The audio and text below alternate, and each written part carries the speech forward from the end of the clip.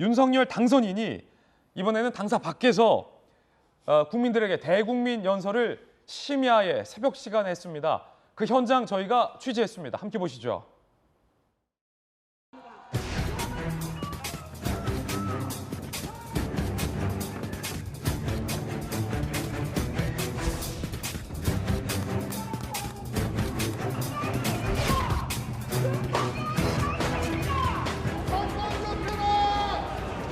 여러분 정말 모두 고맙습니다.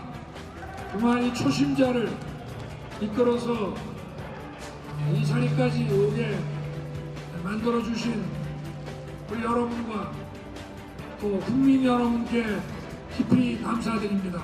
우리 국민 여러분께서 저를 이렇게 이끌어주고 지켜주셨듯이 저도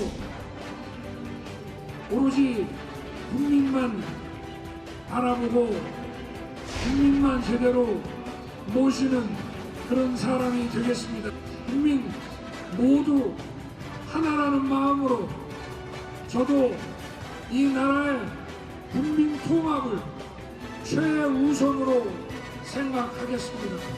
그리고 우리 자유민주주의 헌법 정신을 늘 가슴에 새기고 민생을 살피고 어려운 분들에게 따뜻한 복지를 늘 고민하고 그리고 국제사회에서 우리나라가 국격과 책임과 또 자유의 연대를 다할 수 있도록 최선을 다하겠습니다.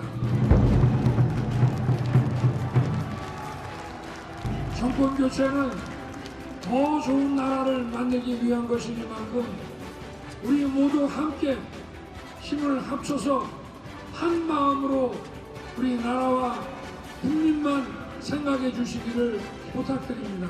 저 역시 선거운동을 할 때와 똑같은 마음으로 초심을 잃지 않고 앞으로도 제 역할과 직책을 정직하게 수행하도록 하겠습니다.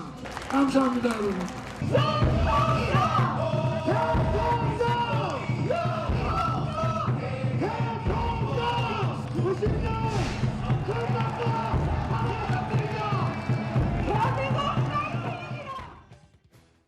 지금 이 마지막에 어퍼컷을 한 장면까지 보셨는데 저게 새벽 5시가 다 돼갔던 시간이었습니다. 그러니까 순서대로 제 앞에 나와서 지지자들에게 인사하고 당사로 와서 당직자들과 국민에게 메시지 발표하고 또 밖으로 이동을 해서 대국민 연설을 하고 어퍼컷까지 했으니까 시간이 거의 새벽 5시, 그러니까 불과 지금으로부터 몇 시간 전 상황입니다.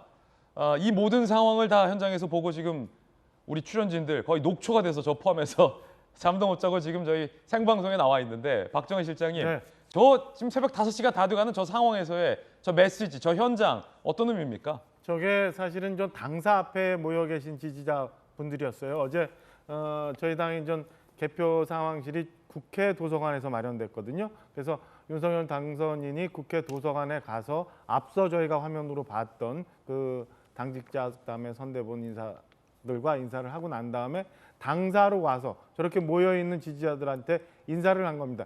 애초에는 뭐 자연 발생적으로 지지자들이 몰려온다는 얘기가 있어서 저희가 준비를 굉장히 혼선이 있을까봐 준비를 굉장히 조심스럽게 했었는데요. 거기 가서 이제 그 윤석열 당선인이 지금 저희가 들었던 것처럼 그동안에 본인을 힘들 때마다 지켜줬던 국민들 그리고 지지자들한테 감사 인사를 드리면서 또 다시 통합과 그리고 마지막으로 그 보셨던 것처럼 전 어퍼컷을 보이면서 앞으로 대한민국의 국정을 어떻게 이끌어 나갈 건지 그 다음에 본인한테 주어진 이 부담감을 어떻게 해소할 건지 그리고 고비마다 본인을 일으켜 세웠던 국민들에게 또 다시 감사의 인사를 드리면서 앞으로의 5년을 다짐하는 그런 내용의 메시지를 전달했습니다. 공보실장님이시니까 제가 늘 궁금했던 게 이제 청와대에 가서 물론 이제 후보자는 청와대에 들어가지 않겠다. 그래서 광화문 정부청사에서 이제 열린 청와대를 하겠다. 그러니까 지금의 청와대에 들어가면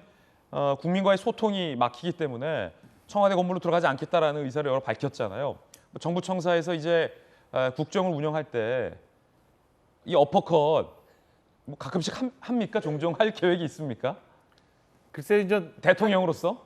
하실까 모르겠는데 앞으로 뭐 대한민국이 잘 되고 예. 그다음에 본인이 약속했던 여러 가지 공약들이 다 실천이 되고 그다음에 여러 같이 대선을 같이 뛰었던 주자들 포함해서 본인을 지지하지 않았던 국민들까지 통합할 수 있는 순간순간이 온다면 저는 이 집무실 어디선가 몰래 이렇게 저런 걸 하면서 또다시 기운을 북돋고 그렇게 예. 하시지 않을까라고 예상해 봅니다. 예.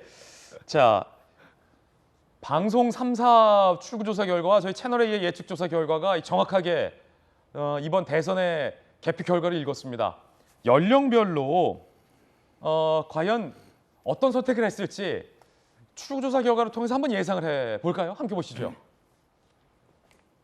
연령대별 예상 득표율입니다. 이 출구조사 결과이기 때문에 자, 과연 연령별로는 어떻게 선택을 했을지는 사실은 알 수 없습니다. 왜냐하면 비밀투표이기 때문에. 비밀투표이기 때문에 내가 몇 살이고 내가 뭐 남성인지 여성인지 분석이 안 됩니다. 앞서서 저희가 이제 지역별로 몇 표를 얻었는지는 분석이 되지만 연령별 득표율은 예상치고 이 출구조사 결과를 통해서 유추할 수밖에 없습니다. 아마도 18세에서 20대는 윤석열 당선인을 선택했을 확률이 크고 30대도 예상외로 이재명 후보보다 윤석열 당선인을 선택해서 윤석열 당선인에게 30대가 투표했을 가능성이 큽니다. 40대와 50대는 예상대로 이재명 후보에게 투표했을 가능성이 크고 특히 40대는 더블 스코어까지는 아니지만 더블 스코어에 육박하게 이재명 후보 쪽으로 몰려서 투표했을 가능성이 큽니다.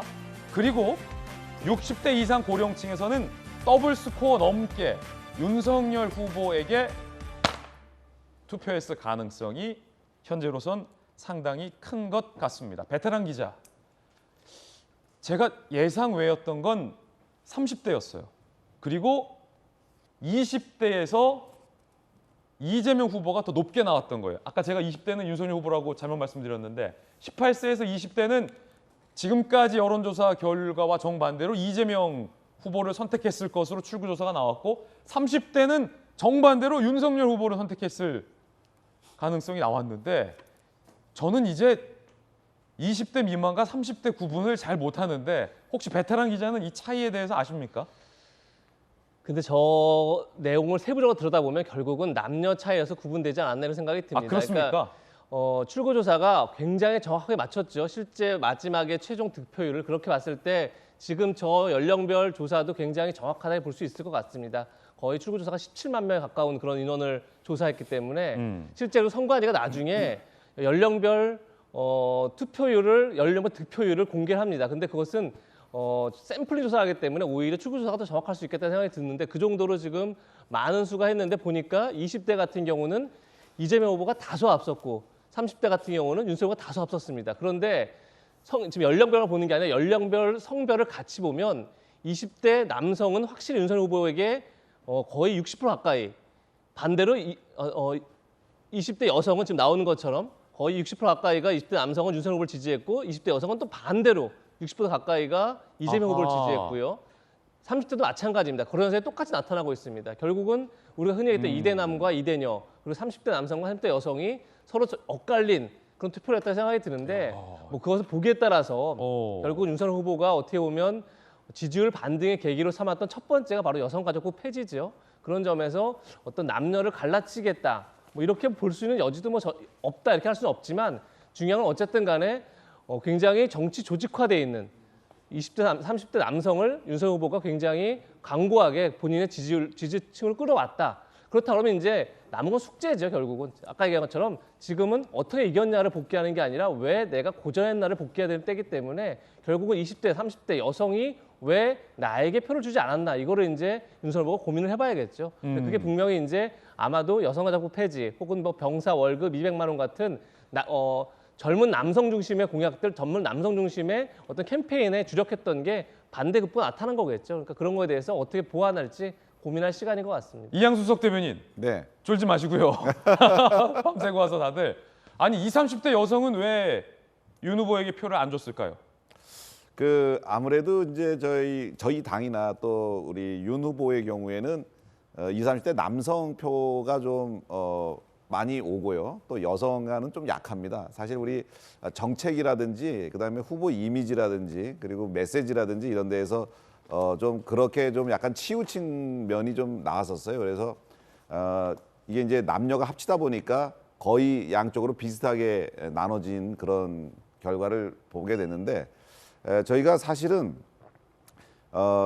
메시지나 이런 것이 그렇게 알려지기는 했습니다만 저희가 마련하기에는 사실 여성이 안전한 나라, 뭐 경력 단절 그리고 부동산 문제, 그다음에 학자금 문제 이런 것들도 다 남녀 공이 공동되는 거거든요. 일자리 문제 이런 것들. 그래서 사실은 우리가 우리가 발표는 했습니다만 2030 여성들한테 정책의 도달률이 떨어져서 제대로 설득을 못 해가지고 저희가 좀 지지율을 제대로 못 끌어낸 것 같아요. 그래서 향후에는 2030 여성들께 보다 좀 정책 도달률이 높은 예. 방식과 그런 뭐 시스템을 구축을 해서 좀 마음을 많이 사도록 하겠습니다. 더 진정성 있고 더 섬세하게 20대, 30대 여성들의 마음을 두드리겠다라는 이야기도 들어봤습니다.